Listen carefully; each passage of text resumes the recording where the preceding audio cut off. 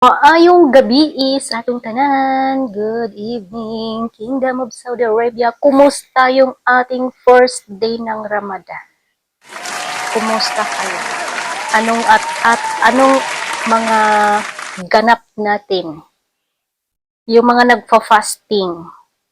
Well, shout out sa ating mga kapatiran ng mga Muslims, ating mga brother and sisters ng mga Muslims. Shout out po sa inyong lahat.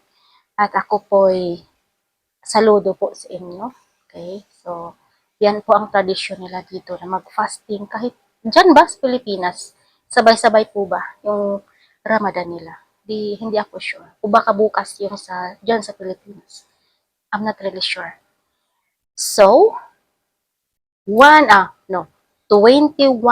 million subscribers na tayo. 21 million! Wow! How come naging 21 million tayo? Charan! 21 million. Nagbabasa ako ng inyong mga comments doon at sana po ay pag naabot natin yung 1,000 subscribers, so mamimili ako nang bibigyan ko. Ako na magpili. Hindi kayo ha. Hindi kayo. Ako yung magpili. Yung magaganda yung kanyang comments, nag-share. Siyempre, na-appreciate natin yun. Ayaw ko nang mag-cut ng aking mga mali-mali dito. Hindi kagaya sa kabilang channel ko na tinatanggal ko yung mga mali. Dito hindi na. Kasi, ako dito, hindi ako pwede ng mahabang videos. Kasi hindi pa ako verified.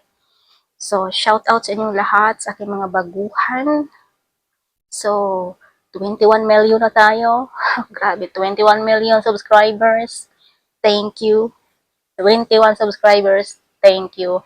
Sa inyong panunood, sa inyong pag-share. Shout out sa aking mga loyal na mga kaibigan dito. At sa mga hindi loyal sa akin, thank you na din po. Decision ninyo yan sa buhay ninyo. Kung ayaw ninyo, wala akong magawa. Yun lang. Okay, so hindi natin sila pwedeng pilitin. Yung mga ayaw, huwag natin pilitin. Kasi ayaw nila sa atin. Natawa ko doon. May mga may mga nasagap ako ng mga babalita, mga marites. Alam nyo na sa Pilipinas, dyan sa atin, alam nyo na yan. Di ba? So may nasagap ako na balita. Dito ko na siya i-share. Kasi nga, medyo mahaba yung videos natin dito. 10 minutes, something like that. So, dito ko na share sa inyo ha. May nasagap ako na chismis. Ang sabi, bakit ako huminto doon sa Facebook ko? May mga bagay-bagay pa daw ako na pwedeng gawin doon, may pangbigay. Yes, hindi ko yun nakalimutan. Hindi ko yun nakalimutan. Ang nangyari dito ay yung aking remittance. Okay, kagaya ng GCash dyan sa inyo, na kapag napuno na siya, okay, maghihintay ka na naman kung kailan ka mag-reopen. So, ganun po yan yung nangyari sa akin dito. Kaya wag kang makulit ha. Makulit ka. Kukulit-kulit. Makulit mo sa akin. Magkano ba yung kukunin mo sa akin? Magkano ba yung bibigay ko sa'yo? Natawa tuloy ako sa'yo. No, you're so cute. Napaka-cute mo talaga. Yung mga message mo sa akin, napaka-cute. Ang dami nagme-message sa akin sa Messenger. Dami nagme-message. Sa Facebook ko naman, every Saturday lang po tayo. Isang sharer at 10 top fans. Umpisa po tayo. Okay, so may mga utang pa ako dyan, hindi ko pa nabayaran. Grabe talaga yung utang. Andito pa talaga tayo. Kailangan ba talaga i-public yung mga utang na yan? Yes, kailangan yan. Para doon natin yan, para makita naman ninyo, para malaman naman ninyo na wala tayong tinatago. Kumbaga, para naka-open book tayo. Pero yung sa personal na buhay ko, huwag ka makialam ha. Ikaw marites, pakilamira ka masyado sa buhay ko. Biruin mo, 50,000 pesos yung na-release ko. Hindi mo yan alam? 50,000 pesos ang na-release ko. Kaya, nag-close mo na yung aking remittance.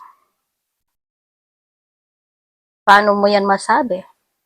na hindi ko ibibigay, syempre nakuha ko na yung limit niya, then maghintay na naman ako kung kailan ako mag-open. 10 to 15 days po. Totoo po yan. Hindi ako nagbibiro sa inyo. Iwan ko sa GCash diyan sa Pilipinas kung ilang araw kayo. Ilang araw yung sa GCash ninyo na mag-open. Ako dito 10 to 15 days. Depende pa yan. Okay? Makati yung kamay. Kumata ko. Kumusta? Yung ating mga kasamahan dito ng mga OFWs dito sa Kingdom of Saudi Arabia, kumusta po ang ating first day of Ramadan? Pagod na ba? Hindi na ba blooming? Dapat blooming ka pa rin kahit nasa bahay ka trabaho o saan ka nagtrabaho. Huwag mo namang kalimutan yung mukha natin. Kasi pag nakalimutan mo yan, agugoy, ipagpalit ka talaga ng asawa mo pag uwi mo sa Pilipinas. From Pilipinas, pag alis mo ng Pilipinas, napaka-blooming mo. Pauwi mo ng Pilipinas, agoy, ginoo ko, parang gikumot ng agta yung mukha mo. Huwag naman ganon. Kayo naman talaga, oo. Madami kong kaibigan dito ng mga OFW, ha. Shout out po sa inyong lahat. At una, ingatan nyo yung mga sarili ninyo. Okay? Pagod kayo. Alam ko yung pagod. Naka 24/7 na nakatayo. 24/7 na bakbakan ng trabaho. Utos dito, utos doon. So, alam ko yun. Pagod. So, kailangan mo dyan, kalma. Relax mo yung sarili mo.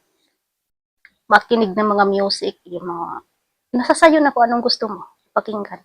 Huwag kang manood ng mga imot-imot na mga videos. Kasi pag yung mga imot-imot na mga videos papanoorin mo, ay talagang maapektuhan yung utak mo. Maapektuhan yung puso mo, ragoy.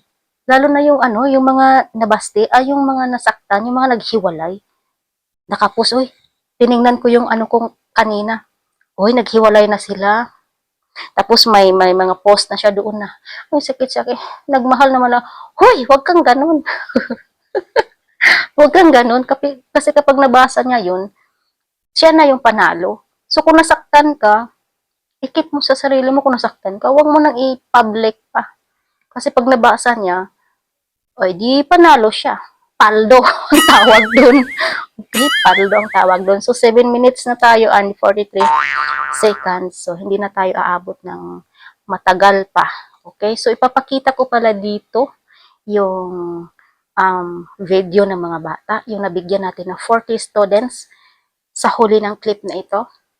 Papakita ko sa inyo kasi may nagtanong kung saan daw yung yung mga videos nila. So ipapakita ko lang dito, ipapasilip ko lang sa inyo saglit kasi mga seconds lang naman.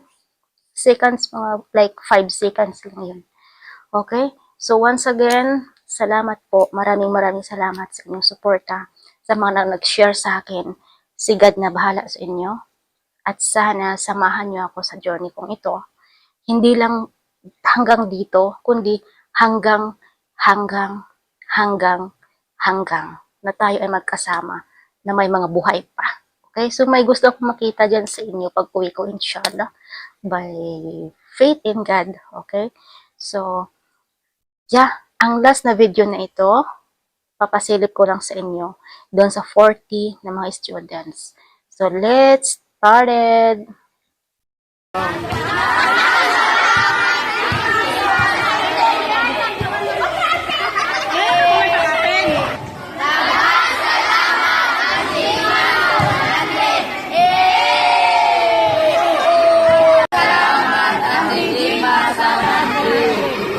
Balik ka, Bik.